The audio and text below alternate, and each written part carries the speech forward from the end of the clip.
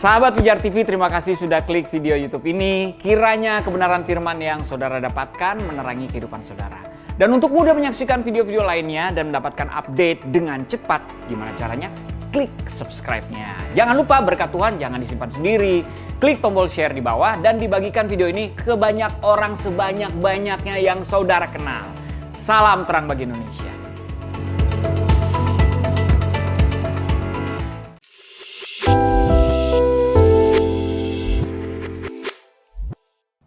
Seks ada di acara TV, ada di majalah, di layar lebar, ada di HP kita, ada dalam lirik yang kita nyanyikan bersama-sama.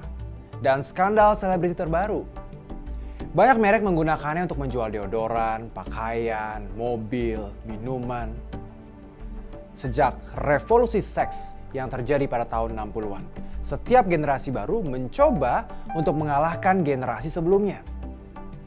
Apa yang dulu mengejutkan, sekarang tampak biasa saja. Tapi lihat, kemana hal membawa kita? Banyak anak-anak yang lahir dari revolusi seks hidupnya hancur dan hatinya hancur. Jika seks disalahgunakan, maka akan meninggalkan bekas luka emosional. Meninggalkan hati yang terkoyak oleh penyesalan yang mendalam, perasaan malu, dan rasa dimanfaatkan. Belum lagi banyaknya kasus HIV/AIDS. 70 juta orang sudah terinfeksi terutama melalui seks bebas. Sejauh ini, setengah dari mereka telah meninggal. Hari-hari ini tampaknya budaya kita terlalu menghargai seks. Padahal seks begitu berharga. Namun, kami tidak memberikan nilai yang cukup untuknya. Ketika kita tidak mengetahui nilai atau tujuan sebenarnya dari seks, maka kita pun akan mengacau dalam prosesnya. Namun, endingnya tidak perlu buruk. Jika revolusi seks pertama membalikan seks, saatnya untuk revolusi lain, revolusi yang memutar balikannya kembali. Yuk, kita lihat apa yang anak muda pikirkan tentang seks hari-hari ini. Katanya kalau sayang, kita boleh berhubungan seks. Aku kan sayang kak sama dia. Aku takut dikatain temenku kak kalau aku belum pernah ngelakuin. Loh, ini kan bisa membuktikan aku benar-benar jantan. Aku pernah diperkosa dan di-abuse. Jadi ya ngapain jaga-jaga lagi? Semua orang melakukannya sekarang dan rasanya nyaman banget kak. Aku terinfeksi HIV dan katanya aku bisa sembuh dengan tidur sama seorang perawan. Pacarku maksa kak dan saya nggak tega bilang enggak. Ini membuatku merasa istimewa dan dicintai. Aku sedikit mabuk dan gak sepenuhnya sadar kalau itu udah terjadi.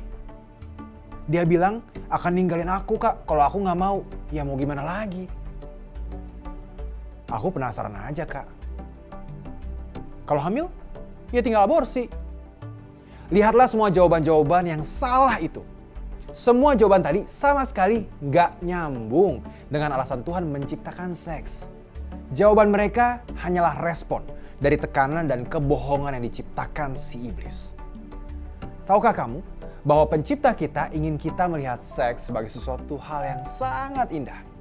Seks dan Allah adalah dua kata yang jarang tampil bersama-sama, tapi bukan artinya berlawanan. Seks adalah hadiah buat kita dari Allah.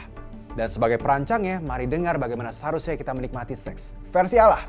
Itulah sebabnya seorang laki-laki akan meninggalkan ayah dan ibunya untuk menjadi satu dengan istrinya, sehingga keduanya menjadi satu daging. Walaupun laki-laki dan istrinya itu keduanya telanjang, mereka tidak merasa malu. Kejadian 2 ayat 24-25. Lihat, seks dirancang untuk terjadi di antara dua orang yang sudah menikah. Kenapa? Karena seks lebih dari sekedar bersetubuh. Seks adalah persatuan jiwa, dua hati bersatu. Inilah lem spiritual yang dirancang oleh Allah untuk mempersatukan pria dan wanita menjadi satu kehidupan. Ketika kita melakukan hubungan seks dengan seseorang, kita memberi sebagian diri kita kepada mereka dan mengambil bagian diri mereka kepada kita. Ini adalah simpul yang mempersatukan kehidupan dua orang. Makanya, kalau putus dari hubungan yang aktif dalam seks, bisa sangat menghancurkan seseorang. Ini juga menjelaskan mengapa satu-satunya tempat aman bagi seks adalah dalam konteks komitmen yang mempersatukan hidup yang disebut pernikahan. Karena seks dirancang Allah sebagai sebuah selebrasi atas rasa cinta seumur hidup. Perhatikan juga bahwa seks dan ketertarikan seksual adalah ciptaan Allah. Iblis tidak mampu menciptakan hal yang seluar biasa ini. Jadi ia mencoba merusak hadiah dari Allah ini dengan rasa malu. Seks harusnya membawa sukacita dan kedamaian, bukan rasa takut dan malu. Meskipun seks adalah kegiatan yang private, tetapi bukan artinya harus disembunyikan. Kita juga kan gak mampu menyembunyikannya dari Allah. Ia tersenyum kepada seks dalam sebuah komitmen pernikahan dan sedih jika seks dilakukan di luar komitmen itu. Bayangkan ilustrasi ini. Seks itu layaknya sebuah sungai. Kenapa sungai? Sungai bisa membawa kehidupan bagi sebuah kota, tapi saat banjir, ia menghancurkan. Sungai butuh barikade yang ketat jika kita ingin kehidupan yang dibawanya, bukan kematian. Barikade yang kuat ini akan membuat hubungan seksual aman dan berkomitmen. Tanpa penjagaan, nafsu dan romansa tidaklah cukup. Kalau aku berhubungan seks dengan pasanganku, tentu ada nafsu di dalamnya. Tapi kasih dan komitmen yang benar takkan ada. Makanya pada akhirnya, seks membanjiri kita dengan derita, rasa malu, dan penyesalan. Generasi muda di dunia ini dibanjiri karena kita tidak menjaga seks dalam lingkup pernikahan. Lihatlah semua kerusakan di sekitar kita. Epidemi HIV yang membuat banyak keluarga kehilangan orang tersayang mereka. Dan jutaan anak-anak menjadi yatim piatu. Sexually transmitted infections atau STI mewabah, kehamilan remaja, dan 40 juta aborsi per tahun. Pernikahan dan hubungan dirusak oleh percabulan, membanjiri semua orang dengan derita dan penyesalan. Ini semua karena kita percaya bahwa seks tidak perlu dijaga. Percaya nggak? Bahkan setelah aku jabarkan ini semua buat kalian, kita masih banyak tapinya. Yang pertama, tapi saya akan menggunakan kondom. Memang benar bahwa kondom adalah cara terbaik untuk menghentikan penularan HIV. Namun penelitian telah membuktikan bahwa kebanyakan orang yang menggunakan kondom tidak selalu menggunakannya dengan benar dan tepat. Juga bahkan jika digunakan selalu dan dengan benar, masih ada kemungkinan tertular virus. Selain itu, menggunakan kondom dapat melindungi kesehatan kamu, tetapi tidak pernah dapat melindungi hati kamu. Yang kedua, tapi kita kan cuma foreplay. Foreplay termasuk organ mulut ke organ seks dan sentuhan tangan ke organ seks. HIV dapat ditularkan jika bahkan setetes sperma melakukan kontak dengan daerah intim wanita. Atau jika selama seks oral ada luka kecil di mulut orang tersebut. Plus, foreplay seperti api. Ia dengan mudah lepas kendali. Dalam panasnya gairah, terlalu mudah untuk melangkah lebih jauh dari yang direncanakan. Bukan yang bertanya, seberapa jauh kita bisa lakukan ini? Lebih baik tanyakan, sejauh mana aku bisa menjaga ini tetap spesial buat kamu. Yang ketiga, tapi kita saling mencintai. Mengapa menunggu untuk menikah ketika Anda menemukan seseorang yang Anda cintai? Karena rata-rata orang sebelum menikah memiliki beberapa hubungan cinta. Ketika hubungan berakhir dan kita sudah melakukannya, ternyata kita telah berhubungan seks dengan banyak orang yang ditakdirkan untuk menjadi istri atau suami orang lain. Cinta lebih dari sekedar perasaan yang kuat. Ini adalah komitmen. So, what now? Saat ini di seluruh dunia ada gelombang anak muda yang diilhami Tuhan yang sedang bermimpi lagi. Mengapa tidak bergabung dengan mereka? Mengapa tidak mendasarkan keputusan seksualmu pada nilai-nilai kebenaran, bukan tekanan dan kebohongan? Tidak ada kata terlambat, meskipun masa lalumu nggak ideal. Mau mulai bersamaku? Jika ya, inilah action plan yang berhasil untukku. Buat keputusan untuk menunggu berhubungan seks. Setiap arah baru dalam hidup dimulai dengan pilihan yang sederhana. Sadarilah bahwa itu akan sulit. Hormon, film, pergaulan, dan tekanan dari teman sering menggodamu untuk membuang nilai-nilaimu. Pilih teman, dengan nilai-nilai yang sama untuk mendukungmu. Jika kamu selalu bergaul dengan orang yang aktif secara seksual, cepat atau lambat kamu mungkin akan menyerah. Tetap lajang sampai kamu siap untuk menikah. Ada begitu banyak dalam hidup selain cinta. Fokus mengembangkan diri, bermimpilah, tentukan tujuanmu, lakukanlah dan jangan menyerah. Jika kamu berkencan dengan seseorang, pastikan mereka berbagi nilai yang sama.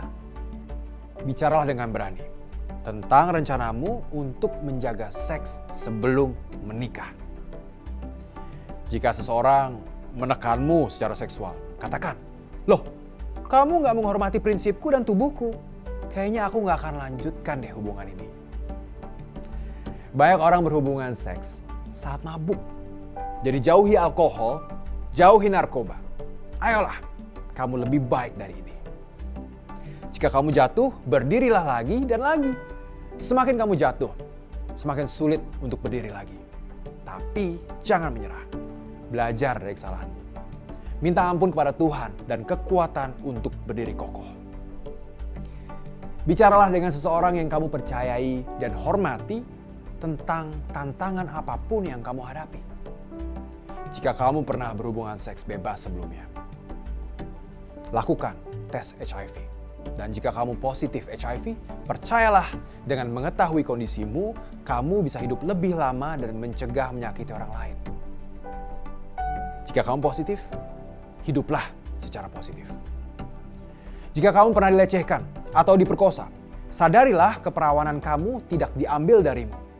Kamu masih perawan di mata Tuhan sampai kamu memilih untuk memberikannya kepada orang yang Tuhan tetapkan buat kamu. Lewati kesepian, godaan, dan masa-masa sulit dengan mengingat bahwa Tuhan menyertai kamu dan Dia berkata bahwa kamu indah, kamu istimewa, kamu unik. Tuhan menciptakan kamu dan Dia tidak pernah membuat kesalahan. Ini bukan omong kosong. Ini adalah kebenaran. Luangkan waktu dengan Tuhan dan firman-Nya. Temukan gereja yang bisa kamu sebut sebagai rumah. Jadi, maukah kamu mulai hidup baru bersamaku? Yuk, raihlah hidup. Pilihan ada di tanganmu.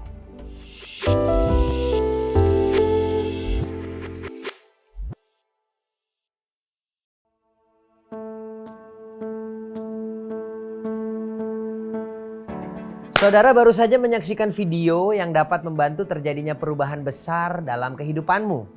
Saat ini saya ingin memberitahu saudara bahwa setiap manusia, termasuk saudara dan saya, diciptakan Allah untuk hidup dalam rencananya yang besar. Tapi sayang ada banyak orang yang sedang kebingungan mencari jawaban tentang apa arti kehidupan ini. Mungkin saudara adalah salah satu dari mereka yang bertanya, jika Allah menciptakanku untuk sebuah tujuan yang besar, mengapa saat ini ada begitu banyak masalah dan konflik yang aku hadapi?